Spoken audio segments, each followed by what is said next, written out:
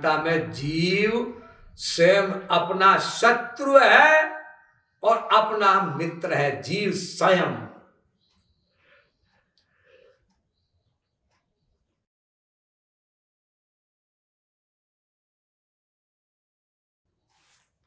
को नहीं को दुख सुख कर दाता, निज कृत कर्म भोग सुनु भ्राता। इतनी बार चिल्ला चिल्ला कर कह रहे हैं भगवान शास्त्रों में, वेदों में, पुराणों में, गीता में, भागवत में, रामायण में कि अपनी बुद्धि मत लगाओ। फिर लगाते हो, फिर आनंद भी चाहते हो, अपने कुसंस्कार पर विजय भी चाहते हो। कैसा विचित्र जीव है, हजारों बार लाखों बार प्रवचन सुनता और कहता भी है हमें सब याद है, हमको सब याद है। इसी तरीके से याद है।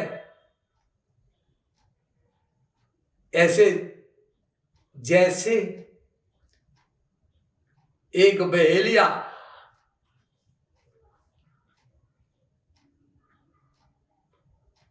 तोते को ले आया पिंजड़े में,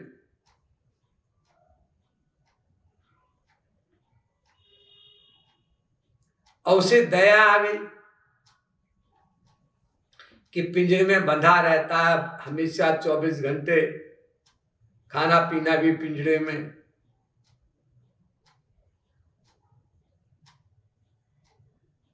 तो एक काम किया जाए, इसको पढ़ा दिया जाए।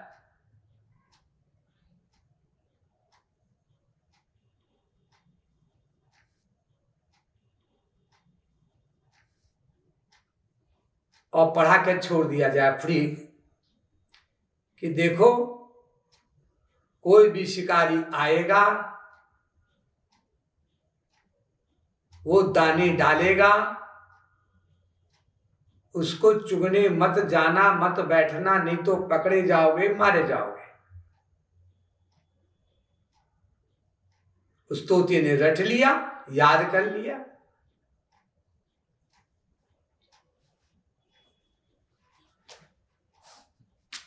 अब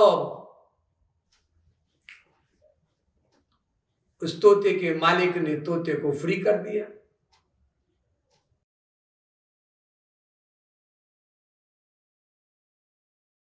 और तोते भी मिले, उस तोते ने और तोतों को भी पढ़ा दिया।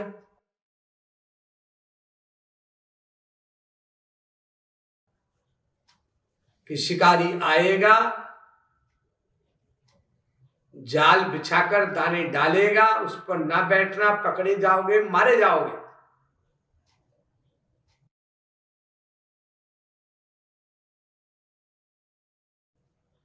अब तोते सब रटने लगे।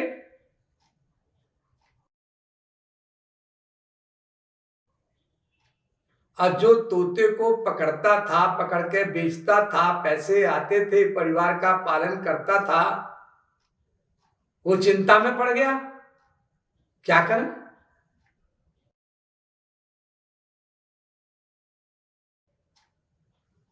उसने कहा देखा जाएगा, जाल डालकर देखो। तो जाल डाल दिया,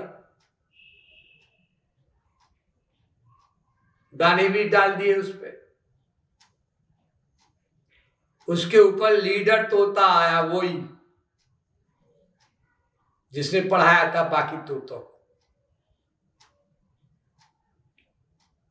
और जाल पे बैठ गया, दाने चुगने लगा और गाने भी लगा।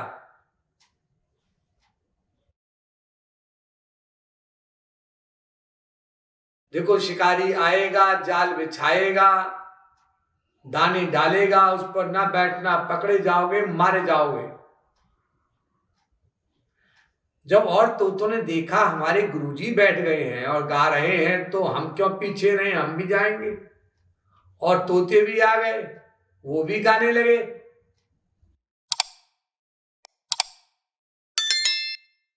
शिकारी आएगा, जाल बिछाएगा, दाने डालेगा, ना बैठना, पकड़े जाओगे, मारे जाओगे। शिकारी ने सोचा, जाओ धीरे धीरे। जाल को उसने पकड़ लिया, समेट लिया और कंधे पर रखकर बाजार में बेचने चला। और अंदर वाले तोते अब भी गा रहे हैं, शिकारी आएगा, जाल बिछाएगा, दाने डालेगा, उस पर ना बैठना, पकड़े जाओगे, मारे जाओगे। तो बड़े ठाठ से बोलते हैं, हमें याद है, बड़े बड़े पंडित लोग। क्या याद है तुमको? तुमको याद है कि मन बुद्धि की शरणागति करनी है, केवल मन की नहीं। मन से प्यार करना, मैं ये मन आदर्श कहते हैं भगवान 18वें अध्याय में। और मैं बुद्धि निवेश है, जो तुमको कहा जा रहा है उसका आदेश पालन करना, वरना प्यार कर रहे हो, आदेश पालन कर नहीं रहे हो। छोटा बच्चा मम्मी से प्यार करता है और मम्मी कहती है बिल में हाथ मत डालना, लेकिन बिल में हाथ डालता है। वहां सांप बैठा हुआ है, वो काट लेगा तो वहां जिम्मेदार होगी। हम मम्मी को प्यार तो करते थे, मम्मी ने हमें बचाया क्यों नहीं? अरे मम्मी ने कहा था कि बिल में हाथ मत डालना, डाला क्यों? हम बिल में हाथ डालें चाहे ना डालें, हमारी मर्जी, मम्मी को तो बचाना चाहिए। इस प्रकार के ऊट पिटांग तर्क कुतर्क वितर्क अतितर्क करते हैं हम लोग। मैंने अपने गुरु जगत गुरु तम श्री कृपालु महाप्रभु के कुछ वचनों को आश्रम में लिख करके उसकी टाइल लगाया था। मैंने एक साधक से पूछा, तुमको याद है? हाँ बिल्कुल, सुनाओ, और खटाखट सुना दिया। उसमें एक ये भी था कि अगर संत भगवान होते हैं, संत भगवान होते हैं, ये सच है, क्योंकि सब वेद शास्त्र कहते हैं ब्रह्मविद ब्रह्मैव भवति, ब्रह्म को जानने वाला ब्रह्म हो जाता है, वेद कहता है। जानत तुम्हें है जाई, रामायण भी कहती है। भगवान को जाना और भगवान बन गया। तस्मिन् तज्जने वेदा भावात्, स्वयं भगवान के अवतार नारद जी भी कहते हैं कि संत भगवान में कोई अंतर है ही नहीं। विनय पत्रिका में तुलसीदास भी कहते हैं, संत भगवंत अंतर निरंतर नहीं, किमपि मति मलिन कह दास तुलसी। अरे कोयला है, काला काला कोयला, आग में गया तो जब आग मय हो गया, अग्निमय हो गया, तो उसमें आग के सारे गुण आ गए, कोई अंतर नहीं। तो जब कोई अंतर नहीं, तो जैसे भगवान आनंदमय हैं और भगवान के दर्शन करने से आनंद मिलता है जीव को, ये वेद में लिखा है। रसो वही सरसम एवं लब्ध्वानंदी भवति, भगवान को प्राप्त करके ही जीव आनंदमय हो सकता है। तो जब संत हमें मिल गया तो हम आनंदमय क्यों नहीं हुए?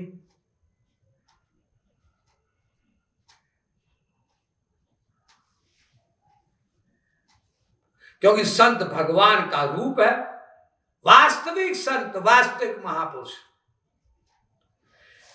क्या धरती पर कभी कोई महापुरुष आया ही नहीं?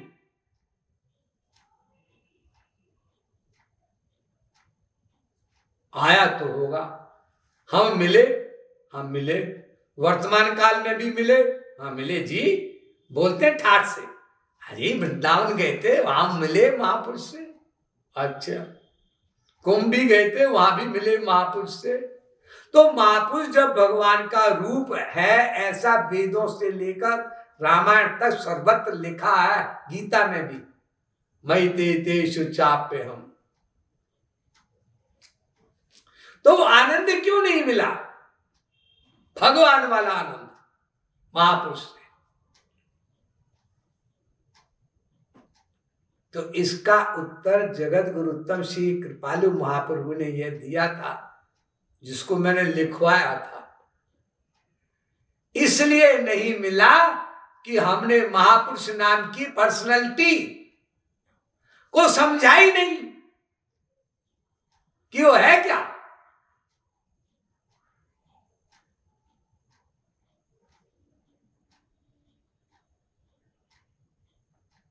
वो साक्षात भगवान है, ये फीलिंग ही नहीं रखी।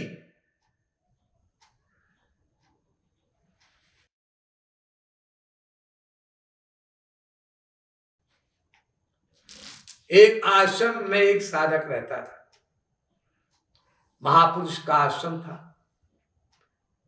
क्या पता जगत गुरुत्तम श्री कृपालु महाप्रभु का ही आश्रम हो। कई आश्रम है उनके, रंगीली महल, श्यामा श्याम धाम, कृपालु धाम,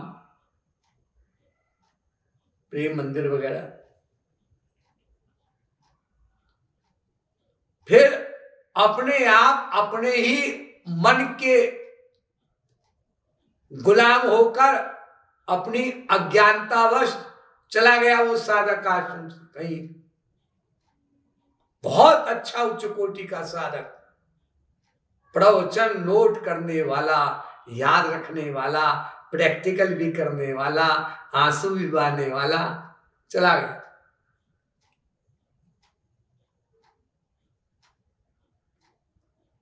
कोई कुसंस्कार आ गया पूजनम का। जगत गुरुत्तम श्री कृपालु महाप्रभु कहते हैं, अगर कुसंस्कार आ जाए तो ज्यादा मेहनत करो उस कुसंस्कार को जीतने के लिए।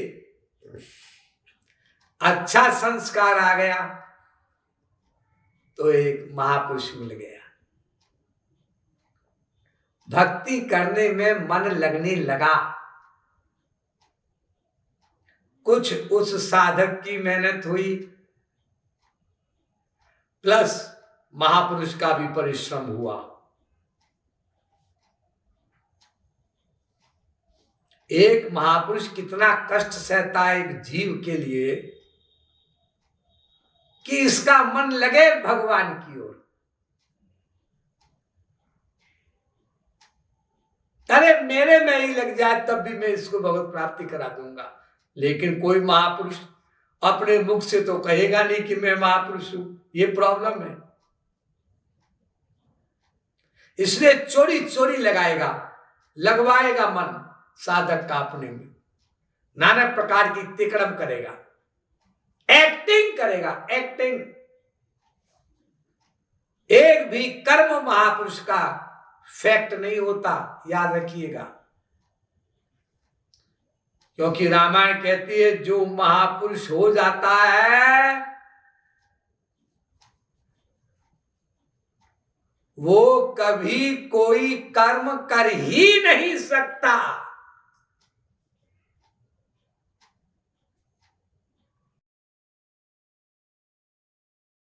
ना अच्छा ना बुरा।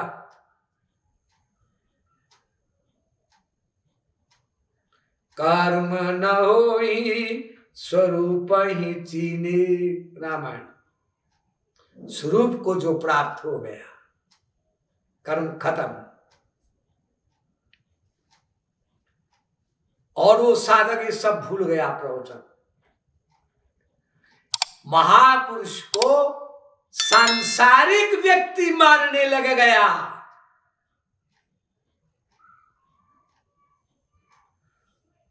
तो तुम भगवान को भी जब संसारिक व्यक्ति मानोगे श्रीमान जी, तो भगवान का फल तुम्हें नहीं मिलेगा। क्योंकि जब सीता जी का विवाह हुआ था तो राजा जनक ने सबको निमंत्रण दिया था, हम लोग भी गए थे, भगवान खड़े थे, लेकिन भगवान का फल सबको नहीं मिला। भगवान का फल भगवान को देखने वालों को नहीं मिला और देखा भगवान को। और क्या देखा? डरे कुटिल नृप प्रभु ही निहारी, मनहु भयानक मूर्ति भारी। डर गए जिनके अंदर कुटिलता थी, छल कपट 420 की बातें सोच रहे थे, उल्टा सोच रहे थे, तो भगवान राम ने ऐसी आंख यूं करी उनके लिए, डर गए। क्यों? वो तो आनंदमय है, आप भाई साहब डर क्यों रहे उनसे, भगवान से? ना आपको मारा है, ना पीटा है, ना काटा है, ना डांटा है, फिर आप क्यों डर रहे हैं? ये भगवान के दिव्य स्वरूप की विलक्षणता है। जैसा सोचोगे वैसा फल देंगे हम। ऊपर से पूजा पाठ के चक्कर में हम बेवकूफ नहीं बनते, दुनिया को बना देना। 15 करोड़ आए आदमी नहाने के लिए महाकुंभ में, भगवान नहीं बनते बेवकूफ। भगवान से टॉक किया तुलसीदास ने, केवल एक ऐसी पुस्तक लिखी है तुलसीदास ने जिस पर भगवान राम के सिग्नेचर हैं। राम ने पूरी पढ़ी और साइन किया, और उसका नाम है विनय पत्रिका। किताबें तो और भी लिखी, दोहावली, कवितावली, रामायण, साइन नहीं किया राम ने। साइन किया केवल विनय पत्रिका में, और साइन करने के पहले लिखा चेक्ड एंड फाउंड करेक्ट, और साइन कर दिया। उसमें क्या लिखा तुलसीदास ने? तप तीरथ उपवास दान मख, जय जो रुचय करो सो, पाई पे जानिबो कर्म फल, भरी भरी वेद परोसो, अंतर आवत नाई भरोसो। घूमे आओ, तीर्थ करे आओ, नहाए आओ, सब काम करे आओ। जब मरोगे और यमदूत जब आएंगे डंडे से पिटाई करके ले जाएंगे, तब पता चलेगा तुमने क्या किया। अगर किसी ने गुरु नहीं बनाया है, मान लीजिए, चलो गुरु की तलाश में जा रहा है बेचारा भोला वाला, लेकिन क्या महाकुंभ में उसे कोई संत या गुरु मिल जाएगा, वास्तविक गुरु? उत्तर हां भी ना भी। कैसे जी? इतने सारे महात्मा संत झुंड आए, सैकड़ों में, हजारों में, आप हां भी ये कहना ठीक लगता है, ना भी कैसे कह रहे हैं जी? इसलिए कि तुलसीदास ये कहते हैं रामायण में कि संत विशुद्ध मिलहि पुनित ही, राम कृपा करी चित वही जेहि। शर्त ये, राम अगर कृपा करके किसी को देखेंगे तब उसे महापुरुष मिलेगा। अगर किसी कारण से बेचारा नहीं जा पाया है महाकुंभ, तो घर में मिल जाएगा बैठे बैठे। राम की कृपा होनी चाहिए। अब मोई बा भरोस हनुमंता, बिनु हरि कृपा मिलही नहीं संता। लेकिन कोई ये सोच के जाए, हमने जी ये गुरु जी बनाए थे, इससे कम लाभ हमें मिलता हुआ लग रहा है, तो सोचो कि कहीं और जाकर एक गुरु जी को और तलाश कर लो, शायद वो इससे एक्सेलेंट हो, सुपीरियर हो, बढ़िया हो। बड़े महापुरुषों, ये छोटे हमारे गुरु जी, ऐसा लगता है हमारी श्रद्धा डाउन हो गई। क्यों डाउन होगी तुम्हारी श्रद्धा? डाउन क्यों हुई? स्वामी राम तीर्थ से पूछा, जब स्वामी राम तीर्थ ने कहा बिना श्रद्धा के कोई महात्मा अपना फल नहीं दे सकता, तो उनसे पूछा श्रद्धा कैसे पैदा होगी? स्वामी राम तीर्थ गोल मोल नहीं डायरेक्ट बोल गए, श्रद्धा कैसे पैदा होगी ये मैं नहीं जानता, खुद करो पैदा। जगत गुरुत्तम श्री कृपालु महाप्रभु ने कहा श्याम अब तुम ही मान लो हार। इस पद व्याख्या में कहा कि श्रद्धा दो तरीके से पैदा होती है, या तो तत्व ज्ञान सदा याद रखो कि महापुरुष के लक्षण क्या होते हैं बाहर के,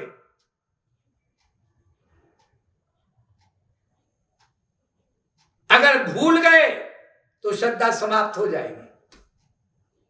तो एक तो तरकीब ये है कि सदा याद रखो किस चिड़िया का नाम है महापुरुष,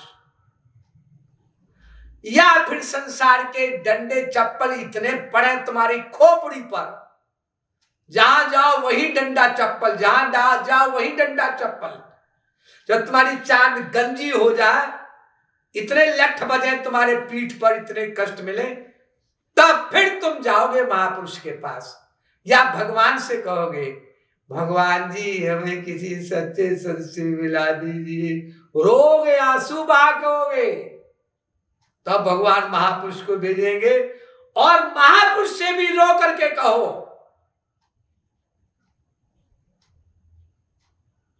जब कभी श्रद्धा डाउन हो, समझ लो किंग कोबरा रूपी नाग तुम्हारे अंतःकरण में आ गया है, जहर घोलने के लिए और तुम्हारे हजारों लाखों करोड़ों जन्म बर्बाद करने के लिए।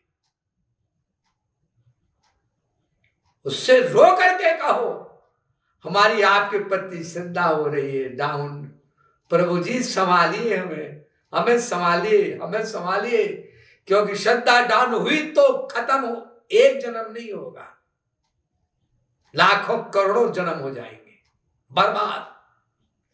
तो श्रद्धा का दो ही तरीका, या तो नित्य ज्ञान रखो, इसलिए सदा पढ़ो क्या होता है महापुरुष, क्या उसके बाहरी लक्षण होते हैं, कचित शिष्टा कचित भ्रष्टा, क्यों भूल जाते हो भागवत के श्लोक को, कि कभी वो पूर्ण तरह भ्रष्ट हो जाता है, वो कभी शिष्ट बना रहता है। वेदव्यास का दिमाग खराब था, उन्होंने श्लोक लिखा, तुम्हारे अनुसार लिखना चाहिए था ना वेदव्यास को, कि जो महापुरुष होता है वो सही सही रहता है, ऊपर से उसका व्यवहार, तुम्हारी खोपड़ी सोचती है। जगत गुरु उत्तम श्री कृपालु महाप्रभु कहते हैं प्रीति की अति अड़वंगी रीति, कबू शिष्ट बन जात जगत सब, कबू भ्रष्ट पलीत, करेक्टरलेस हो जाता है, और तुमने उसको सच में करेक्टरलेस मान लिया और श्रद्धा डाउन। अब क्या हुआ, करोड़ों जन्म बर्बाद हो जाएंगे, करोड़ों जन्म, 2 4 10 20 हजार जन्म नहीं, क्योंकि भगवान क्षमा नहीं करेंगे इस अपराध को। और दूसरा गुरु ढूंढने चले जाओगे तो 2 बात हो जाएगी, या तो गुरु सही होगा या वो गुरु गलत होगा। अगर गुरु गलत हुआ तो फिर सत्यानाश होगा, और सही गुरु होगा मान लीजिए वो भी वही परीक्षाएं लेगा, और नंबर 2 अपनाएगा नहीं कभी, अपने गुरु को छोड़कर आया है, महापुरुष को छोड़कर आया है। रसिक महापुरुष टॉप करता है जो धरती पर, जगत गुरु तब को छोड़कर आया है, मेरी कृपा मांगने आया है। महाराज जी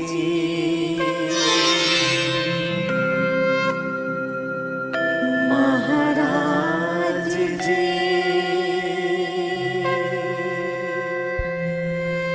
महाराज जी